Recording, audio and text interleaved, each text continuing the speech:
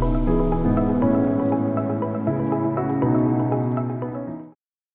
hello and welcome to the 2022 Research Symposium and our session today with Boyd Miller, who is going to be sharing with us Native Americans' Perceptions of Federal Assistance for Coronavirus 2020, a case study from his recent doctoral work.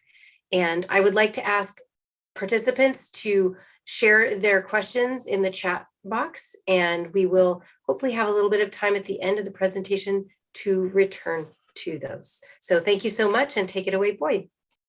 Thank you, Stephanie. Before I begin, I'm been very emotional about this because when I started this process, I have a master's in history, but I was also interested in my background. And with my daughter's help, what we found out is my great-great-grandmother, Pearl Baker, which is on my mother's side, actually was Native American. So I've always had this keen interest in this. I also, as you see, a recent graduate of UGAC, IO psychology, e-learning. One of my aspirations is to work relationship coach, self-improvement coach, especially with people that are low income, especially also Native Americans.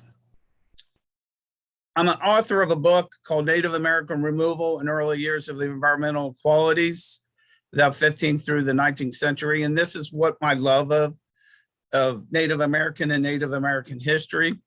I also put a book out called Don't Buy That Lottery Ticket, also concerning about people, poverty people, etc., about how the system doesn't help. And the books are available on Amazon. I did a opinion piece for the Southwest Social Conference in February, the last weekend in February of this year, on an opinion paper. So with that said, I will move into my research. The problem: incidence of COVID-19 is higher for Native Americans than the general US population.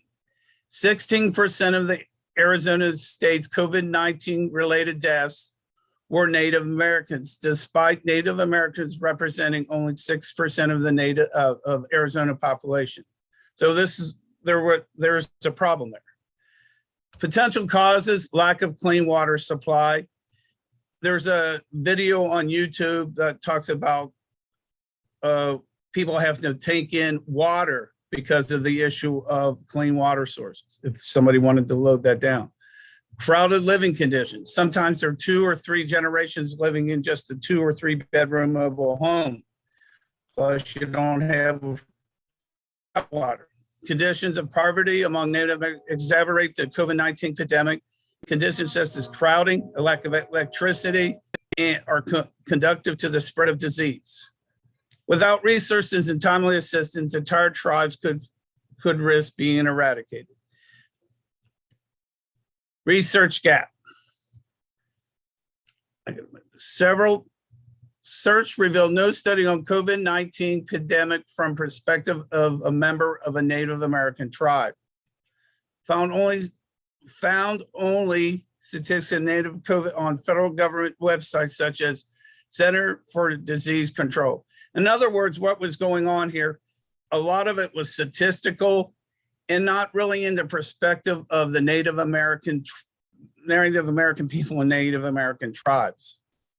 My study addresses this gap in the research. Purpose: how are members of one federally recognized Native American tribe dealing with the epidemic? Available resources and the perception of the federal health care. Poverty: living conditions that foster reservation lands often lack running water or electric. Crowded living conditions make social distancing important. Potential to reduce Native Americans from future public health emergencies. This is a map of Native Americans reservations. And if you look, majority of them are west of the Mississippi. And many of the reservations are in isolated areas. So even if to bring in clean water supplies or produce a sewer system would cost the government as well as the tribes lots and lots of money. This is the typical photo of a reservation. As you see, very isolated, not very much around. So this creates additional problems due to the fact there's not any local hospitals, can be up to hour, 2 hours away. Major like a Walmart or a Target could be up to an hour, 2 hours away, etc. The research questions. Answer to the question 1, how are Native Americans dealing with the COVID-19 pandemic? Question number 1, tribal members cope through increased cooperation, appeal to community for help as well, increased homelessness, depression, anxiety, lack of clean water, adequate housing, increased the risk of COVID-19. Question number 2, what resources are available to Native Americans to help them fight the pandemic? Early access to vaccines, extra food supplies. So in other words, many of the Native reservations were lucky enough to get vaccinated before many of the others, and they were actually able to get extra food supplies. And some of this came through other tribes, or it also came through sources in communities such as cities such as Tucson. Question 3, what are Native Americans' perception of federal assistance programs aimed to help them deal with the pandemic? Most appreciated federal resources. 2 did citing mistrust due to the past traumatic history with federal government. And what I mean by this, when I would interview a few people, there was always this misunderstanding or this reluctance to give information, because even I would say that this is a non-government study, there was this skepticism that it was still a government study. So I had to develop, before I can even do a lot of the case study, I would have to develop a good rapport with the people that I would be interviewing. Themes in order of importance. I added this in here to clarify how I developed this case studies. Themes, mixed views of federal assistance, sub-theme 1, sub-theme 2. I did discriminant observations, theme 2, inadequate resources, theme 4, emotional issues, and the same one is increased cooperation. It was a little bit out of order, but I put them in what I found important. This here is also additional. This shows information on increased cooperation, which is discriminants, increased homelessness, increased unemployment, inadequate resources, confirmed to health advisory, lack of hand washing, crowded living conditions, lack of resources for sanitation. 3, mixed views of federal assistance, appreciation, sub-theme distrust, discrepancies, appeal for additional resources of federal assistance inadequate. Another one, supplement with local resources via cooperation with other social service agencies. Emotional issues stemming from the pandemic, increased feelings of isolation. And like I said, I talked about this in a couple of slides previous. A lot of the reservations are isolated. Other than, there's no city, it's actually the reservation itself. Increased drug use, increased alcohol abuse, increased mental illness, and increased anxiety. Implications: need to address poverty with Foster's disease, poverty, lack of electricity, clean water, crowded living conditions. Living conditions existed long before COVID. Disproportionate impact of COVID-19 on Native American populations. Study provides insight about Native Americans in condition of poverty during a global health emergency. Recommendations: further research, large-scale study of impact of the COVID-19 pandemic on Native American tribes and surveys of the members of other tribes about the resources they receive and how they cope with shortages. Recommendation for practice: address hygiene issues such as lack of clean running water, and crowded living conditions that foster disease. Recommendations for theory. The study may contribute to the theory in the field of public health administration and public policy. Thank you for the opportunity to discuss my ideas. Questions? Thank you so much, Boyd. This was really, really fascinating. I have a few questions that I have received, and I'd like to just ask those, and others can surely come up in the chat as we're going along. I was wondering if you, well, actually, I'll ask Dr. Dillard's question first. What was the most challenging aspect in conducting your research?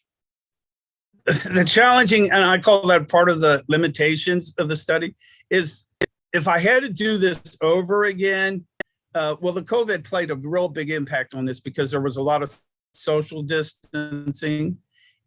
In the case of the COVID, what I would develop is a rapport, a one-to-one connection with people.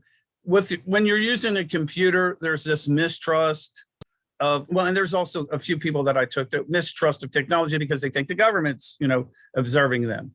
So the limitation on that is you have to develop a rapport. It took me before when I first put in the letters of interest to people, I would have to follow through about every 2 to 3 weeks. But the problem was I didn't want to overbear them because then I didn't want them to think that I was anxious.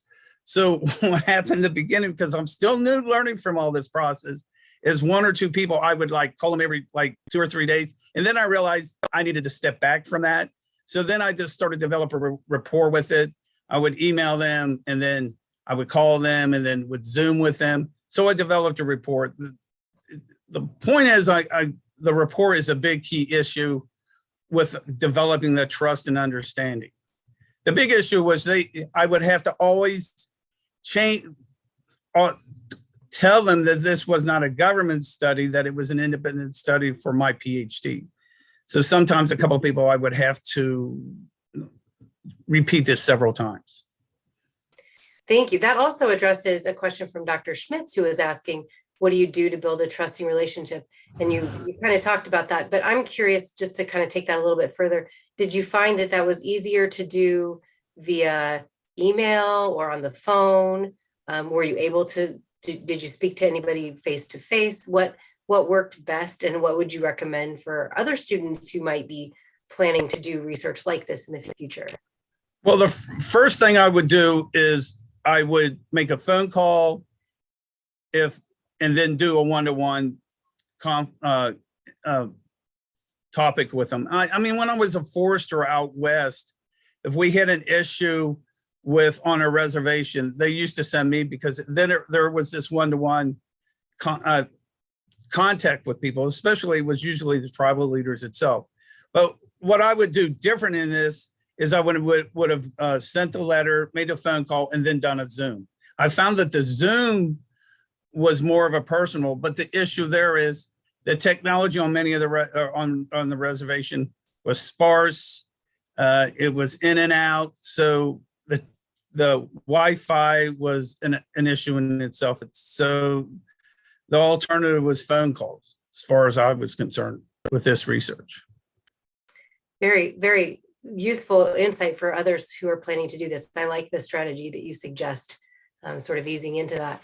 Did you, I can't remember if you mentioned, but I'm curious about the age range of folks that you were talking with, and if that made a difference in terms of their willingness to talk with you, or the kinds of responses that they gave you, how that played out. I tried to get a variety of age groups. I was a little reluctant to get people under 20. I tried to get people 25 to 21. And then that was very difficult. The age normally was running around 35 up to about 60 in that range. So those were the people that I was able to contact. For some reason, the younger people were a little bit reluctant. There again, I think some of it has to do with past traumatic history and the ideal that the suggestion that it was part of a government project, not necessarily a independent study. that actually leads me to another question. So you mentioned in your presentation that this population did have early access to vaccines, but I wondered how if there was hesitancy toward vaccines, knowing that it was, coming potentially from the government, if there was some reluctance based on that, if that kind of transferred. Well, it was really, it ran the paradigm. For instance, I have one individual said everything is good, no problems at all, because he didn't want to upset the tribe, some tribal members himself. And then I had one individual, and this sticks to my mind. He was talking about Lysol, that this was a government virus, because he said it says on the Lysol can COVID. So I ran the whole spectrum on this mistrust, and then I had somebody say everything's fine. Well, not everything's fine if people are dying on the reservation. And then I have an individual saying, well, this is a government planted virus because it says COVID on the Lysol can. So and all this is kind of like you got to take it in and digest it. And then with my committee chair, I would send the information off to her concerning this. And it's like, what did you make of this? So before, I kept a very, what's the word? I didn't create any judgment on anybody. I just wanted the information, and I wanted their perception, what their feelings and their emotions. This was not a statistic study. And I think this is where the issue is with the government. They were doing a statistic study concerning the COVID, but not necessarily a perception of what was going on in Native American reservations. But I can also see this in urban cities as well, because I live near an urban city right now in Cincinnati, where people are reluctant about, they're not doing the social distancing, not cleaning the hands. So there's a parallel between inner city as well as the reservations that I've noticed with me doing the research, which could be another area to look into for some future student concerning. That's very interesting that you mentioned that, because I did, when you put up the map that showed kind of where reservations, how they lie throughout the US, and most of them are in western parts, but also they tend to be isolated and rural. And I kind of wonder what, if you would expect any differences if you had gone a different route, if you had been looking at, a reservation in South Dakota instead of Arizona, for instance, or if you would anticipate that things would look about the same, perceptions would be similar. I would, the perceptions were similar, but I think it depended on the tribe. And part of this is depending on, some tribes have resources into like casinos, natural resources like mining and gold on that. But I talked to you previously, one piece that I did with the Southwest that I've been working on, which is an opinion piece, is when the COVID came on the reservations, all the casinos closed.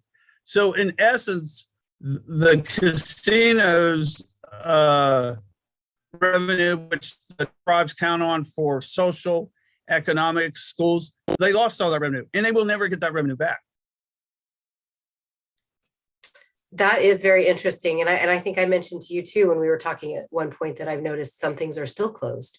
So that's an ongoing challenge for sure. Financially, a big burden, that if we're already suffering from, some lack of access and resources, then to compound that is really, really a challenge. What recommendations would you have for folks who maybe want to make a difference and ease that burden? Or is there a way for individuals to help if they're interested?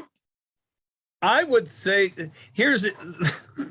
you reach out to the Bureau of Indian Affairs and say, well, I'm willing to help out. Well, they say contact a local tribe. Well, you contact a local tribe, some of them will say, well, contact the Bureau of Indian Affairs. So it's like this, I call it a chess game, where you make a move. And now part of it goes back to what I said with rapport. Part of what I'm doing with this is I think there needs to be some changes within the Bureau of Indian Affairs, to make it more efficient to help Native Americans, because some of what they're doing is redundancy. And it's in my opinion piece that I wrote about casinos and Native Americans that the empowerment is a big issue. And I think a lot because of the hopelessness and the feeling that the high dropout rate of high school, a lot of them do not go to college, drug abuse, there's family abuse. If the tribes or the tribal leaders are more empowered to do the issues that they need in the tribe without the interference of the BIA, which I call the Bureau of Indian Affairs, I think that would be a starting point. And then what I would do is set up local schools within the tribes and offer tax, like people like that word, tax abatements to create these. What I see what's going to happen is a lot of these casinos will not reopen, and this could be a solution to create housing for some of these people that are overcrowded, because some of these casinos are huge, and that might be a possibility. Or the other issue that I said is create these as educational centers to help educate Native American people. Those are great suggestions. It makes me wonder, is there, are folks, because of all of the COVID-19 and all of the difficulties during this time, does that lead folks away from reservations? I mean, are more folks leaving or coming back? Is there a shift in population at all? Once the COVID started, a lot of them went on back to the reservation because they were worried about like their grandmother or their grandfather, their mother, but they were all housed in one little, in some of these trailers that some of these people live on, or like 2 or 3 bedroom, and they don't have any running water. Then they're not keeping social distance, and it's hand washing too. So it's created more problems. Now that it's calming down, I think everybody's starting to spread out again. This is really interesting, and this is mentioned in the chat that this is very interesting insight and information that maybe a lot of folks don't know about. Do you have plans to talk more about this, be more vocal and be writing more about it? What are kind of some of your I'm writing the casino, and I told Dr. Stubbs this, that I'm writing the casino and the reservation. I am presenting that, I believe, with Division 9 at the APA in Minneapolis in August.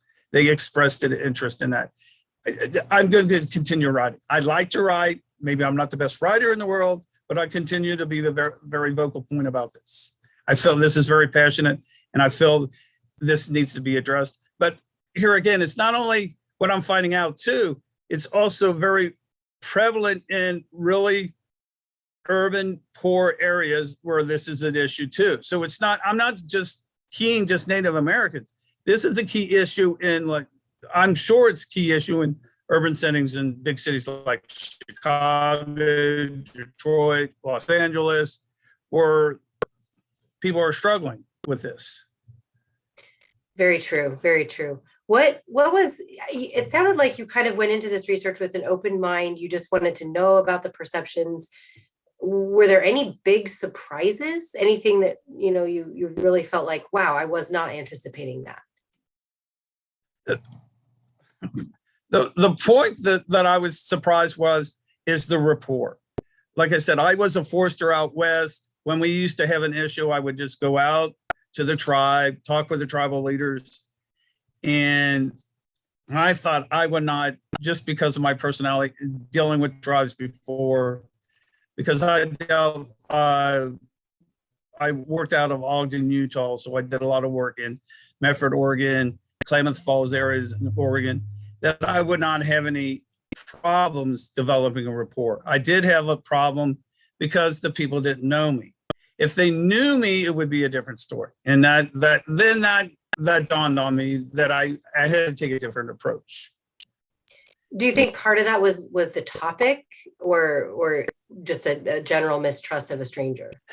I think it was the topic, and the fact that I had to more or less keep telling them this is an independent study. It's for my PhD. I would tell them, like I said, my grandfather, who is Forrest Baker, his mother was Pearl Baker. she was actually Seminole, and she moved back from the Dawes Act back in 1887, and she moved up to eastern part of Indiana. And I mean, if it wasn't for Pearl, I wouldn't be here. So, I mean, it's state of fact. So it's just the whole, everything is connected. So that is neat that you have that personal connection and interest due to your own history. How did you discover that? How did that come about exactly? my daughter found it. She got on ancestry.com, found out that my grandmother was from Florida, and then she went to the school up there. They had a women's school east of Indianapolis, and then she met my grandfather, Forrest Baker. I mean, and then his first son was named Forrest, so which is on my mother's side.